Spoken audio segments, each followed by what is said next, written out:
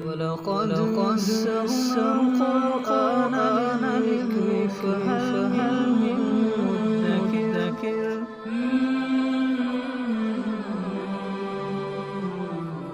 سورہ انعام آیت نمبر 30۔ اعوذ باللہ من الشیطان الرجیم، بسم اللہ الرحمن الرحیم۔ وَلَوْ تَرَىٰ إِذْ وُقِفُوا عَلَىٰ رَبِّهِمْ قَالَ أَلَيْسَ هَٰذَا بِالْحَقِّ قَالُوا بَلَىٰ وَرَبِّنَا قَالَ فَذُوقُوا الْعَذَابَ بِمَا كُنتُمْ تَكْفُرُونَ۔ اور اگر آپ اس منظر کو دیکھیں جب ان کافروں کو ان کے رب کے سامنے کھڑا کیا جائے گا، قال تو اللہ تعالیٰ فرمائیں گے، الیس ھذا بالحق، کیا یہ آخرت کی زندگی حق نہیں؟ یعنی مشرکین کفار وہ تو اصل میں آخرت کی زندگی کو جھٹلاتے تھے، دوبارہ زندہ ہونے کو، دوبارہ جی اٹھنے کو جھٹلاتے تھے۔ تو اللہ تعالیٰ فرمائیں گے کہ کیا یہ آخرت کی زندگی حق نہیں ہے، کیونکہ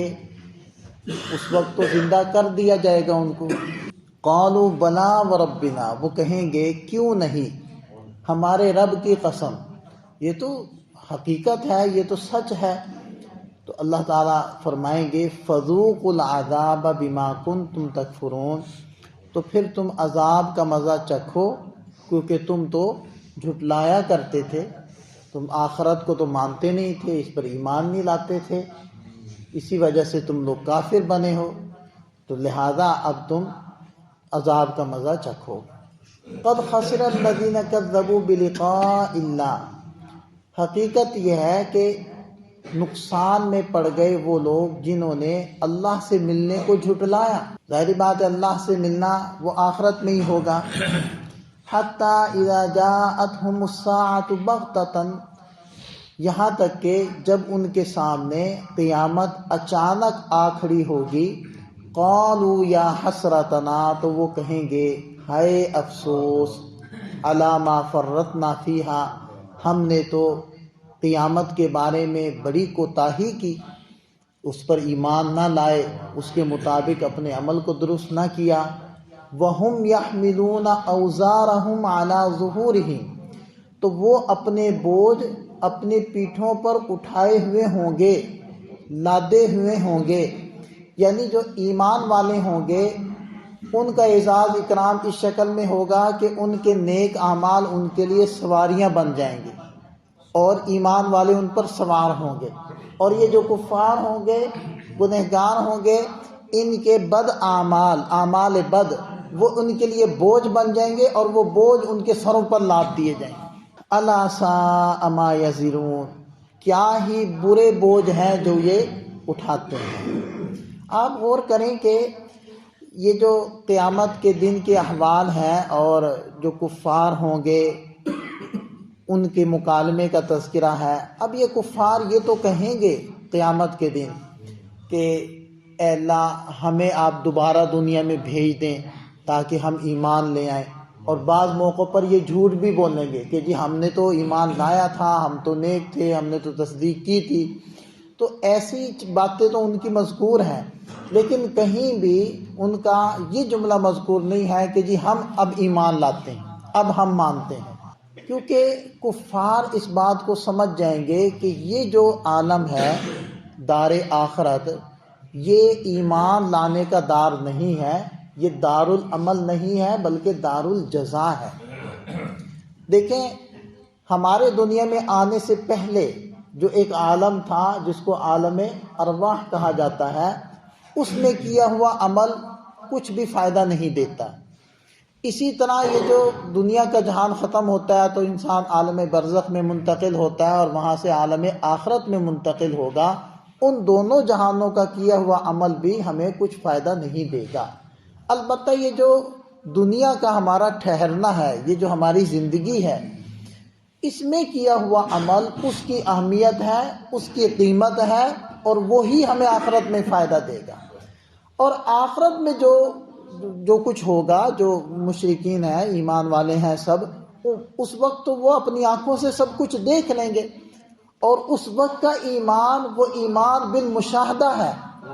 وہ مشاہدے پر ایمان ہے، وہ اللہ اس کے رسول کے کہے پر ایمان نہیں ہے۔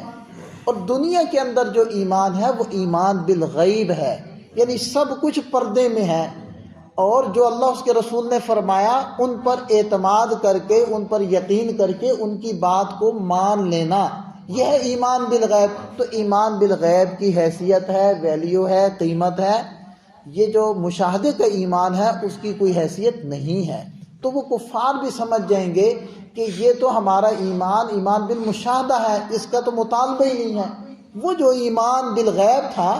اس کا مطالبہ ہے ہم سے، اور وہ یہاں ہوتے ہوئے ہم لا نہیں سکتے، اس لیے وہ کہیں گے کہ اللہ ہمیں دنیا میں بھیج دیں، ہم دوبارہ سے نیک عمل کر کے آئیں گے اور ایمان والے بن کر آئیں گے۔ تو اس ساری گفتگو سے ہمیں یہ بات سمجھ میں آ گئی کہ یہ جو دنیا کی زندگی ہے اس کے لمحات ہیں، انتہائی اہمیت کے حامل ہے، انتہائی قیمتی زندگی ہے، اس اعتبار سے کہ اس کے اندر گزرے ہوئے جو لمحات ہیں جو آخرت کی طرف ہمیں لے جانے والے، یعنی آخرت کو سنوارنے والے ہیں، اللہ کی یاد والے اور آخرت کو جنت کو بنانے والے اعمال، تو اس اعتبار سے یہ دنیا ہماری انتہائی قیمتی جو ہے وقت ہے، انتہائی قیمتی سرمایہ ہے۔ اسی لیے ایک حدیث پاک میں آیا الدنیا ملعون و ملعون ما فیہا، کہ دنیا ملعون ہے، جو کچھ اس میں سب ملعون ہے، الا ذکر اللہ، مگر اللہ کا ذکر، والعالم عالم، او متعلم، اور علم کا سیکھنے والا، کیونکہ عالم اور متعلم وہ علم کے سیکھنے، سکھانے، پڑھنے پڑھانے میں لگتے ہیں، اور یہ سب ذکر اللہ میں ہے۔ اور علماء اپنی دنیا کی قربانی دیتے ہیں دوسروں کی آخرت کے لیے، اس لیے خصوصیت کے ساتھ اس حدیث پاک میں یہ الفاظ فرمائے، اور راتوں کو جاگتے ہیں علم کی ترویج اور اشاعت کے لیے، مطلب نیند بھی قربان کرتے ہیں، دنیا کا راحت و آرام بھی قربان کرتے ہیں، دنیا کی فراوانی بھی قربان کرتے ہیں، صرف اس لیے کہ یہ دین انسانوں تک صحیح تشریح اور پوری وضاحت کے ساتھ پہنچ جائے۔ بڑے علماء کے تو بڑے بڑے واقعات ہیں، ان کا تو کیا ہی کہنا، ان کی تو کیا ہی بات ہے۔ الحمدللہ میں نے بھی اپنی زندگی کی ترتیب ایسی بنائی ہوئی ہے کہ بہت ساری چیزوں کے ساتھ ساتھ اب میں مسلم شریف کے، صحیح مسلم کے اسباق ریکارڈ کر رہا ہوں، تو راتوں کا میرا معمول یہی ہوتا ہے کہ میں صحیح مسلم کے اسباق ریکارڈ کرتا ہوں جو یوٹیوب کے اوپر موجود ہیں۔ ان کو ریکارڈ کرنے کے لیے بہت ساری عربی کتب کا مطالعہ کرنا پڑتا ہے، اور ان کتابوں سے مختلف تشریحات اور مختلف پیرے وہ اٹھا کر نکالنے پڑتے ہیں۔ اس کے لیے اگر ایک سبق کو مسلسل وقت دیا جائے تو تقریباً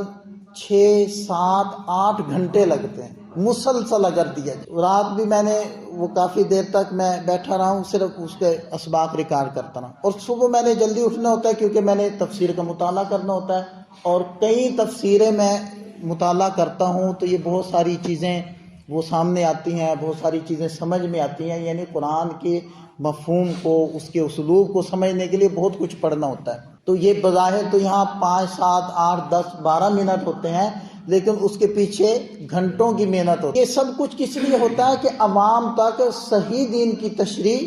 اور وضاحت وہ پیش کی جا سکے، تاکہ ان کے اندر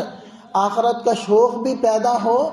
اور دنیا جو زندگی ہماری گزر رہی ہے اس میں مایوسی بھی نہ آئے۔ عام طور پر تو ایسا ہوتا ہے کہ گفتگو سے لوگوں کے اندر مایوسی پھیلتی ہے کہ جی اب کچھ نہیں ہو سکتا، بس اب ہم گئے، اب ہم تباہ و برباد ہو گئے۔ نہیں، مایوسی تو کفر ہے، مایوسی نہیں۔ تو بہرحال اس لیے اس حدیث پاک میں آپ دیکھیں کہ الا العالم او متعلم، اللہ کے نبی صلی اللہ علیہ وسلم نے فرمایا۔ اور محترم، جو بھی انسان دنیا کے اندر زندگی گزارتا ہوا حدود شرعیہ کا خیال رکھے اور حدود کا خیال رکھتے ہوئے حلال کمائے گا، اس کا حلال کمانا سب ذکر اللہ میں شامل ہے۔ لہذا یہ نہ آپ مطلب دل میں لائیں کہ جی ہم تو پھر سارے ادھر چلے گئے، ملعون و ملعون ما فیہا، نہیں۔ ایمان والا تو دنیا دار ہوتا ہی نہیں، جو حلال کو حلال سمجھ کے چل رہا ہے، حرام کو حرام سمجھ کے چل رہا ہے، حدود کی رعایت کر رہا ہے، اللہ کے فرائض کو ادا کر رہا ہے، اپنے چھوٹے بڑوں کا خیال کر رہا ہے، تو وہ کیسے ذکر اللہ کے اندر داخل نہیں ہے؟ وہ اس کے سارے اعمال ذکر اللہ میں شامل ہیں۔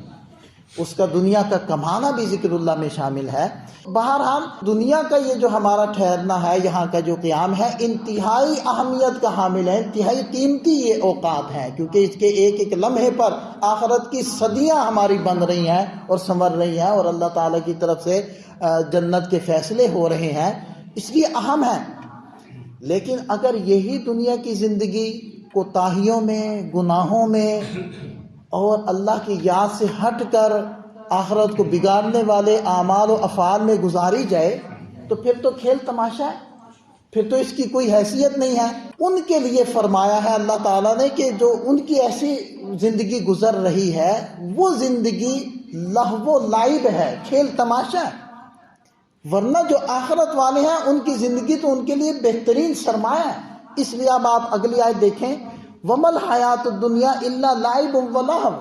دنیا کی زندگی وہ تو لعب و لہو، کھیل کود کے سوا اور کچھ نہیں۔ وَلَلدَّارُ الْآخِرَةُ خَيْرٌ لِلَّذِينَ يَتَّقُونَ، اور آخرت کا گھر ان کے لیے بہتر ہے جو متقی ہیں۔ افلا تعقلون، کیا تم سمجھتے نہیں ہو؟ دنیا کی زندگی ان کے لیے کھیل تماشا ہو جائے گی، اور جو آخرت کو بنانے سنوارنے کے اندر لگے ہیں ان کے لیے قیمتی سرمایہ ہے۔ اللہ تعالی ہمیں سمجھ عطا فرمائے، عمل کی توفیق۔